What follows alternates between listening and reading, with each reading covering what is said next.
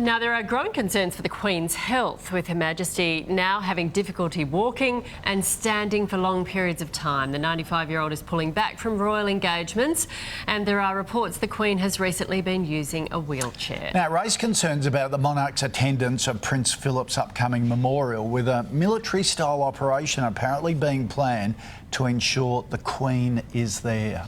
Joining us now is Sunrise Royal Editor Rob Jobson. Morning to you. What can you tell us about the Queen's health? Should we be worried if she is in fact using a wheelchair? But absolutely. The last thing the Queen would want to do is use a wheelchair. She very much hated the fact that Princess Margaret was actually photographed in a wheelchair, and it's long been a bit of a problem. But then, look, her mobility is an issue. We see her there walking. She can't really do that with a guarantee all the time. She didn't even really want to be seen with a walking stick until Princess Anne thrust it in her hand and made sure she did that at a public engagement. But it's getting harder and harder for her to do these engagements. And we've got that Prince Philip's Thanksgiving service, and it's a long walk all the way down that aisle to where she'll be sitting by Poets' Corner.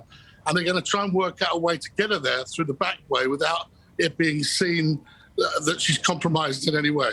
Yeah. Rob, where you are at the moment, how's William and Kate's tour going? Jamaica, the next stop, expected a few protests there. Yeah, we've literally just arrived. I've just got off the royal flight, which is why I'm slightly out of breath, but just made it. And both William and Kate were good. They came back on the back of the plane. They seemed very relaxed.